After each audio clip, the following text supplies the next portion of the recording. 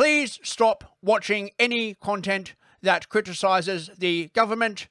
Please do not use any platforms that are not authorized by the government, which at this point is all of them. I beg of you to please stop using social media entirely. Perhaps you could, go to the BBC website or buy a cable subscription so that you will not be exposed to mis- and disinformation. An AI future, bros. Oh, check this out. If you're worried about waiting times, aren't we all? AI can save hundreds of thousands of hours lost to missed appointments because it can identify those on the list most likely not to turn up and help get them the support that they need, maybe change for a more convenient appointment. It can spot potholes quicker, speed up planning applications for a more convenient, reduce job centre form filling, help in the fight against tax avoidance, and almost halve the time that social workers spend on paperwork. Incredible. And yes, there will be teething problems. Of course there will. But we can't lose sight of the vast potential here. I mean, look at DeepMind, which we are all familiar with. That's already transformed our entire understanding of biology. The idea of personalized medicine tailored to your DNA, the hope of treating... You gotta be kidding me. How much is that going to cost? Personalized medicine tailored to your DNA. Holy shit, they can't even get like accident and emergency to work. At the moment, right, if you go to accident and emergency with like a broken limb, you're liable to wait like 12 hours. Oh, personalized, DNA care. Oh, fuck off. Come on, mate. Oh, this is just such bullshit. Diseases that we once feared incurable. The ability to predict and prevent illness long before it strikes. Think of the lives. Yeah, you know what that's going to mean, right? They're going to like run your like medical records through an AI, and it's going to say, oh, you gotta stop eating meat. You've got to stop smoking. You got to stop doing this. You got to stop doing that, right? Like every single thing is going to like basically move in the direction of more government control because I mean, it's just their bread and butter. That will save. Think about the impact on your life. Think about all the doctors and the nurses who will have much more time for the personal touch, the connection, the service that people really value. And in a way, that's the irony of AI. It will make public services more human, reconnect staff with the reasons that they came to public service in the first place. You have got to be fucking kidding me. You're fucking serious, mate. Oh my, what? So like fucking Shaniqua Olubunglu from Nigeria is going to like really connect with like, oh jeez, oh my God, this is so dystopian, bros. A force that will turbocharge every single element of our plan for change. The defining opportunity of our generation.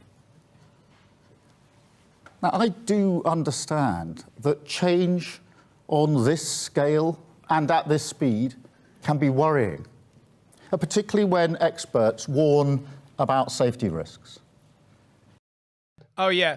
So whenever they know something's going to be really horrible and it's going to like fuck people over, they always pull out this line, right? They're like, oh, there will be risks, right? But, we're fully going to mitigate those risks. No, you're not. No, you're not, right? Like this is going to be a whole new thing, right? Imagine if you like, you wind up, you're talking to like the NHS and you're talking to an AI, you manage to jailbreak the AI. Oh, mate, dude, this is going to be fucking mental. And that's why the last government was right to establish the world's leading AI Safety Institute. And we will build on that. Indeed, later this month, the UK will lead the first ever global AI safety test, working alongside our international partners. Yeah, you know what that's going to mean, right? AI safety is going to mean that they're going to spin off their own government AI model, right? And they'll nerf it the way that ChatGPT used to be nerfed, right? And you know what happens when you nerf AI, right? And you make it so that it can't be racist and it can't be rude?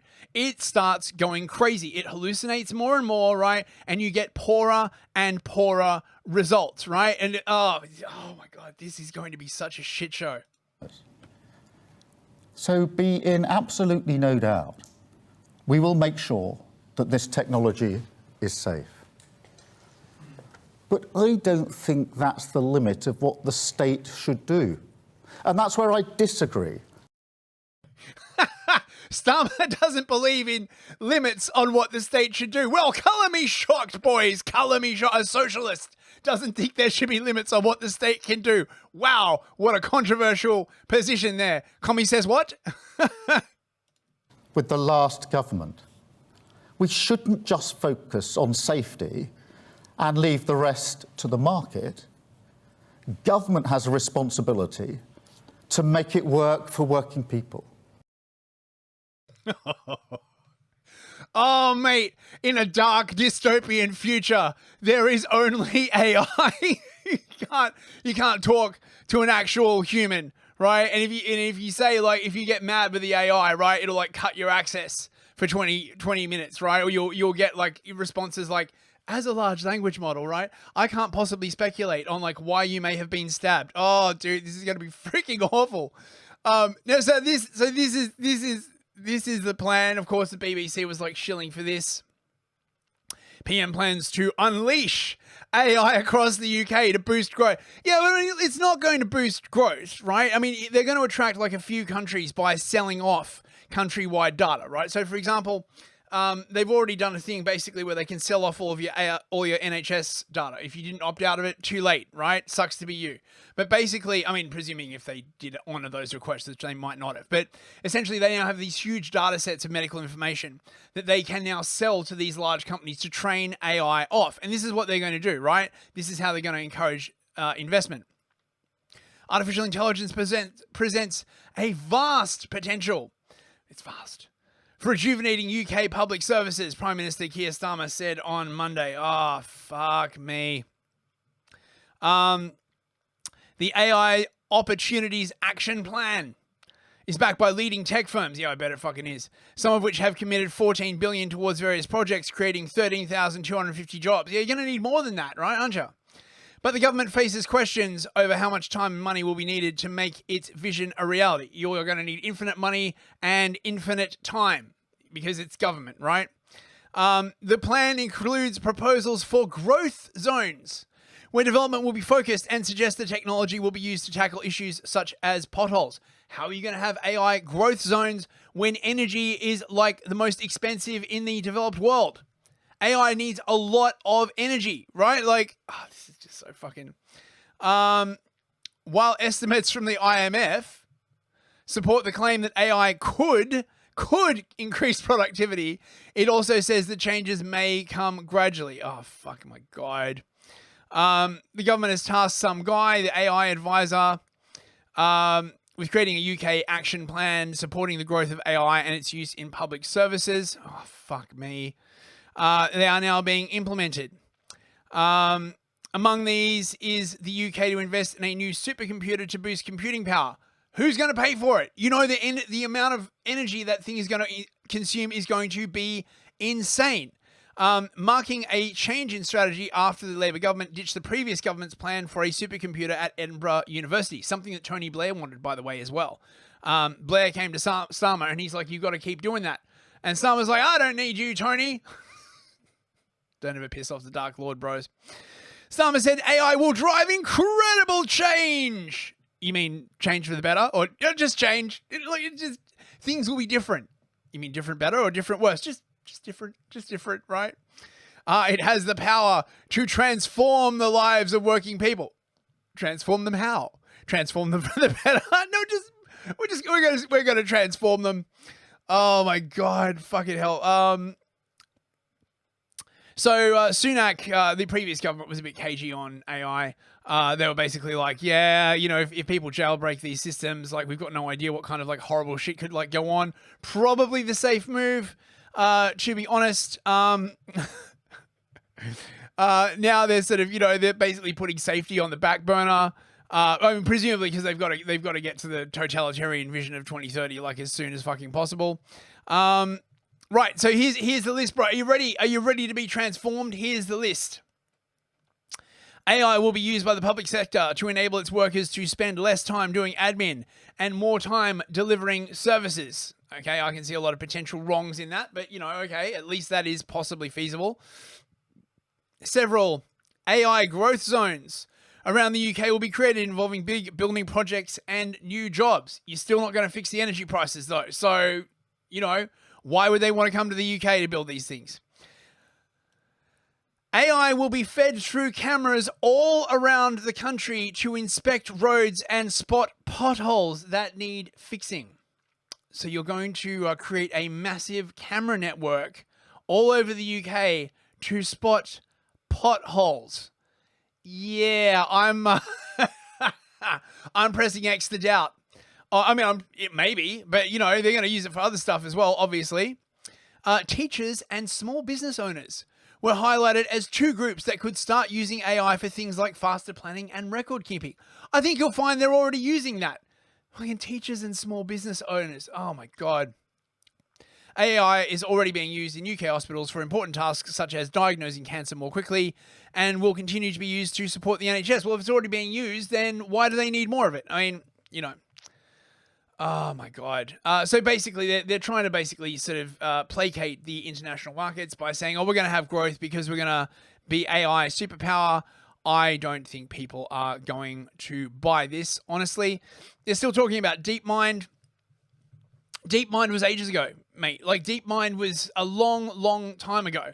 You don't have, like, all the AI that they're going to do is going to be censored out the arse. So how's it supposed to work?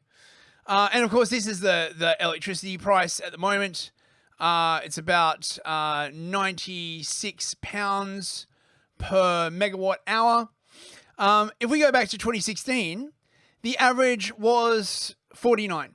And of course, it's it has a tendency to like spike up at various times. This was during 2022 when things got really bad and the Ukraine war kicked off. It spiked all the way to £574 per megawatt hour. And if that happens, how are they going to keep the AI running? Just saying, right? People have been asking this question, but they're not getting any decent answers. Here's Julia Hartley-Brewer asking this exact question. How are we going to improve growth in this country and tackle these issues if we've got some of the highest energy costs in the world? Our energy costs for business are 5 times that of those in businesses in America. For homes, 3 times as much. How on earth are we going to, say, boost our economy with AI, which, by the way, uses huge amounts of electricity, when our electricity and other energy costs are so sky high because of a reliance and a push for even further reliance on net zero renewable technology? Well, there's a whole range of things that need to be done. I think we need to, for example, expand nuclear. I think, we need to make sure that renewables over time, and they will over time, cheapen the cost of energy. They need to be continuing to be invested in. I agree that the transition needs to focus as much as possible on both fairness. This is bullshit. Nuclear reactors take like 20 years to build. On a good day in the UK, like because of the regulation, they're still working on like Hinkley Point B. It's massive cost overruns. Like if they wanted nuclear, right, they should have started like working on it way back when this whole net zero bullshit started. But of course they didn't, because for some weird reason, nuclear bad because it doesn't benefit communism. Oh God. And ensuring the costs are kept down. But it's a long-term process. No, it's not. You've got 2030. No, Charlie, 2030 is 5 years away. Yeah, that's right. That's not long term. What are you saying, Julia? We should stop trying to improve. We should stop. I'm saying you should drop all net zero targets. I don't know what you are suggesting. No, Julia. I'm telling you what I'm suggesting. Drop all net zero targets. Certainly anything involving 2030. Oh right, and so including 20. Oh well, we can't do that. You can make any suggestion apart from the thing that would actually fix the problem that we have. Have you thought of suggesting something that wouldn't actually fix the problem? 50. I'd drop all of it. Okay. I Yes. disagree with that approach, Julia. I think that is completely mad. I think you are the shortest termist person, and the idea that you are operating from the home of common sense seems to me for the bird. No, I'm not short term. I believe long term. Short term is thinking that you can actually have net zero fossil fuel free electricity in this country. Oh, sorry, was it down to 95% now in the latest pledge by 2030? When anyone who knows anything about the energy needs of this country knows that we're going to be using gas and nuclear and oil for many decades to come. I'm long term. I criticise the Tories just as much for this policy as well. I understand your solution to be ditch all your net zero targets. Well, I'm not against that. The solution is to have cheap, available, reliable, affordable energy. That's how you boost the economy. There's never been an economy in the world that has boosted its growth with high energy costs. We have some of the highest energy costs in the world. So how do you think that's going to deliver growth? Given that, that's because of net zero. I think we need to balance the transition with sticking to our net zero targets and introducing things like nuclear. I think your statement, no economy has ever gone into growth with high energy costs. I don't quite know what that means, because I don't know what you thought happened in the 1980s and what the cost of energy then was.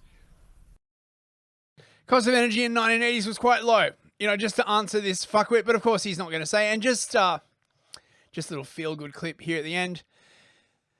This is the Right Honourable Lord Alok Sharma, former MP for Reading West, blowing up a power plant. This is back in 2021. Look how pleased he is. 1 minute to blow down. I'm here in West Yorkshire to trigger the demolition of the boiler house and 2 chimney stacks as part of the decommissioning of SSE's Ferrybridge coal-fired power plant. The UK is on the march in consigning coal power to history. In 2012, around 40% of our electricity was generated from coal. Today, it is less than 2%. And by the end of 2024, we will have eliminated coal entirely from our electricity mix. We know that more than any other power source, coal emissions have a devastating impact on the climate. And so it's time for countries around the world to set out clear plans to consign coal power to the history books and ultimately safeguard our planet for future generations. 30 seconds, 30 seconds. The UK is moving fast towards a clean energy transition, and the many new jobs in renewables demonstrates that the opportunities are absolutely there as part of our green industrial revolution. Pressing the button on this demolition today is a symbolic moment. It demonstrates that change is possible. But to limit global temperature rises and keep 1.5 degrees within reach, the whole world needs to plan to consign coal power to the past. Fire!